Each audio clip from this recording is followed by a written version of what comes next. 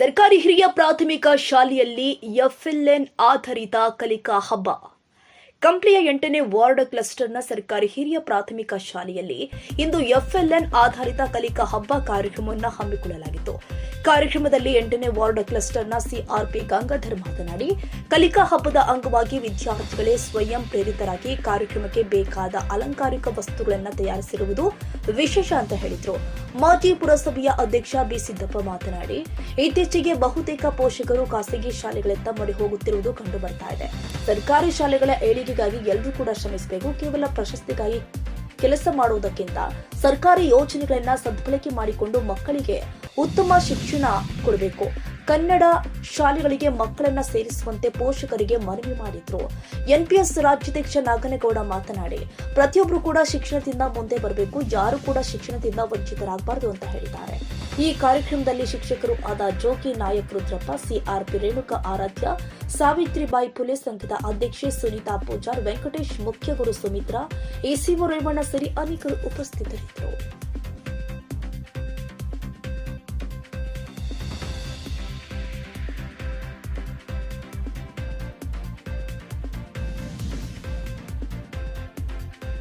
ಇನ್ನು 3 ಚಟುವಟಿಕೆಗಳನ್ನು ನಮಗೆ ಆಯ್ಕೆ ಮಾಡಿಕೊಟ್ಟಿರ್ತಾರೆ. ಅದರಲ್ಲಿ ನಾವು ಇನ್ನು 3 ಚಟುವಟಿಕೆಗಳನ್ನು ಆಯ್ಕೆ ಮಾಡ್ಕೊಂಡಿದ್ದೀವಿ.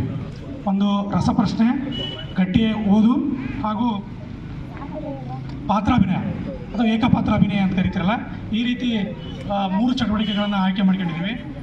ಹಾಗೂ ಮೊದಲು ಕಡ್ಡಾಯವಾಗಿರ್ತಕ್ಕಂಥ 4 ಚಟುವಟಿಕೆಗಳು ಪೋಷಕರು ಮತ್ತು ಮಕ್ಕಳ ನಡುವೆ ಇರತಕ್ಕಂಥ ಸಂಬಂಧ. ಈ ಒಂದು ಚಟುವಟಿಕೆಯಲ್ಲಿ ಪೋಷಕರು ಮತ್ತು ಮಕ್ಕಳು ಯಾವ ರೀತಿ ಒಂದು ಸಹ ಸಂಬಂಧವನ್ನು ಹೊಂದಿ ಈ ಚಟುವಟಿಕೆಯಲ್ಲಿ ಪಾಲ್ಗೊಳ್ತಾರೆ ಅನ್ನೋದು ಬಹುಮುಖ್ಯವಾಗಿರುತ್ತೆ. ಹಾಗೂ ಮಕ್ಕಳ ಕಥೆಯನ್ನು ಹೇಳ್ತಕ್ಕಂಥದ್ದು, ಸಂತಸದಾಯಕವಾಗಿರ್ತಕ್ಕಂಥ ಗಣಿತದಲ್ಲಿ ಪಾಲ್ಗೊಳ್ತಕ್ಕಂಥದ್ದು ಮತ್ತು ಆರೋಗ್ಯ ಮತ್ತು ಪೌಷ್ಟಿಕಾಂಶಕ್ಕೆ ಸಂಬಂಧಪಟ್ಟಂಥ ಒಂದು ಚಟುವಟಿಕೆ ಇರುತ್ತೆ. ಹೀಗೆ 7 ಚಟುವಟಿಕೆಗಳಿಗೆ ಸಂಬಂಧಪಟ್ಟಂತೆ ಈ ಒಂದು ಕಾರ್ಯಕ್ರಮವನ್ನು ಆಯೋಜನೆ ಸರ್ಕಾರದಿಂದ, ನಮ್ಮ ಇಲಾಖೆಯಿಂದ ಕ್ಲಸ್ಟರ್ ವಾಯ್ಸ್ ನಾವು ಈ ಒಂದು ಕಾರ್ಯಕ್ರಮದಲ್ಲಿ ಮಾಡ್ತಾ ಇರ್ತೇವೆ. ಈ ಒಂದು ಕಾರ್ಯಕ್ರಮಕ್ಕೆ ನಮಗೆ ಒಂದು 3 ದಿನದಿಂದ ಸತತವಾಗಿ ನಮ್ಮ ಎಲ್ಲ ಶಾಲೆಯ ಶಿಕ್ಷಕಿಯರು ತುಂಬ ನಮಗೆ ಬೆಂಬಲವನ್ನು ನೀಡಿರ್ತಾರೆ. ಅವರೆಲ್ಲರಿಗೂ ವಿಶೇಷವಾಗಿರ್ತಕ್ಕಂಥ ಧನ್ಯವಾದಗಳು.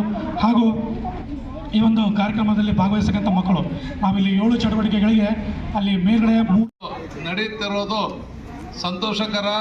ಈ ಒಂದು ಕಾರ್ಯಕ್ರಮವನ್ನು ಇಲ್ಲಿ ನಿಯೋಜಿಸಿದಂಥ ಎಲ್ಲ ಈ ಒಂದು ಮುಖಂಡರಿಗೆ ನಮ್ಮ ಶಾಲೆಯ ಪರವಾಗಿ ಧನ್ಯವಾದಗಳನ್ನು ಹೇಳುತ್ತೇನೆ. ನಮ್ಮ ಶಾಲೆಯ ಪರವಾಗಿ ಅಂತ ಹೇಳೋದಕ್ಕೆ ಕಾರಣ ಇದೆ. ತಾವುಗಳು ಇಲ್ಲಿನ ಅಧಿಕಾರ ವೃಂದದವರಿಗೆ 1-2 ವಿಷಯ ತಿಳಿಸ್ಬೇಕು. ಇದು ಗಂಗಾಮತ ಸಮಾಜದವರು ಈ ಹಿಂದೆ ನಮ್ಮ ಅಯೋಧ್ಯೆ ನಾಗಪ್ಪ ಯಜಮಾನರು ಹಾಗೂ ಅನೇಕ ನಮ್ಮ ಇಲ್ಲಿ ಯಜಮಾನರೆಲ್ಲ ಸೇರಿ ನಮ್ಮ ಭಾಗಕ್ಕೆ ಒಂದು ಶಾಲೆ ಇರಬೇಕು, ಅದಕ್ಕಾಗಿ ಅಂತಂದೇಳಿ ಅವತ್ತಿನ ದಿನ ಸರ್ಕಾರಕ್ಕೆ ಇದಿಷ್ಟು ಶಾಲೆಯನ್ನು ಒಂದು ಸಮಾಜದಿಂದ ದೇಣಿಗೆ ಕೊಟ್ಟಿರೋದು ಏನಾದರೂ ಇದ್ದರೆ ಗಂಗಾಮತ ಸಮಾಜದ ಒಂದರಲಿಂದನೇ ಆಗಿರೋದು. ಅದು ಅವತ್ತಿನ ದಿವಸ ನಾವು ಇಲ್ಲಿ ನಮ್ಮ ಹಿರಿಯರು ಕೊಟ್ಟಿರ್ತಾರೆ.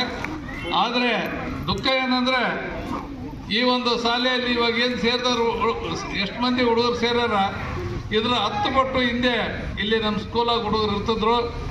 ದುರ್ದೈವಸದ್ದು ನಮ್ಮ ಸಮಾಜದ ಮುಖಂಡರಲ್ಲಿಂದ ಹಿಡಿದು ಎಲ್ಲರೂ ಬರೀ ಖಾಸಗಿ ಶಾಲೆಗೆ ಮಾರು ಹೋಗಿ ಇಲ್ಲಿ ವಿದ್ಯಾರ್ಥಿಗಳನ್ನೆಲ್ಲ ನಾವು ಹೊರಗಡೆ ಸೇರಿಸ್ತಾ ಇದ್ದೀವಿ. ಹಂಗಾಗಿ ಇಲ್ಲಿ ವಿದ್ಯಾರ್ಥಿಗಳು ಲಾಸ್ಟ್ಗೆ 25-30 ಜನ ಹುಡುಗರು ಇರುವಂಥ ಪರಿಸ್ಥಿತಿ ಬಂತು.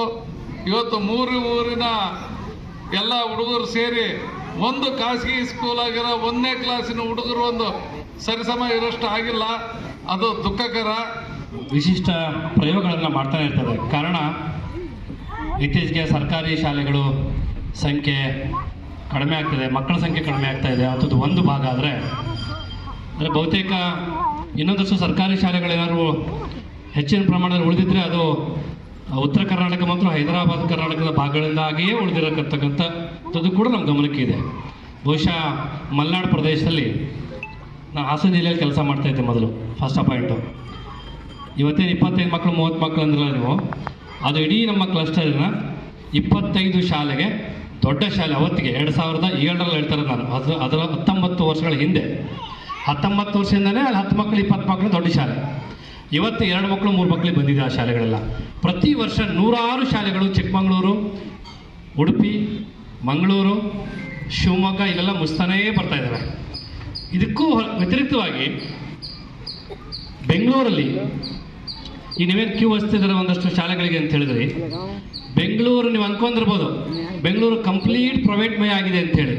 ಇಲ್ಲ, ಸರ್ಕಾರಿ ಶಾಲೆಗಳು ಅದ್ಭುತವಾಗಿರ್ತಕ್ಕಂಥ ಸರ್ಕಾರಿ ಶಾಲೆಗಳು ಬೆಂಗಳೂರು ನಗರದಲ್ಲಿದ್ದಾವೆ. 300ರಿಂದ 1500 ಮಕ್ಕಳು ಇರ್ತಕ್ಕಂಥ ಸರ್ಕಾರಿ ಶಾಲೆಗಳು ಮತ್ತು ಇಂಗ್ಲೀಷ್ ಮೀಡಿಯಂಗೆ ರಾತ್ರಿ ಬಂದು ಕ್ಯೂ ಹಚ್ತಾರೆ. ಇದು ಪ್ರಾಕ್ಟಿಕಲ್ ಹೇಳ್ತಾರೆ, ನೀವು ನಾವು ನೋಡಿರ್ತಕ್ಕಂಥದ್ದು.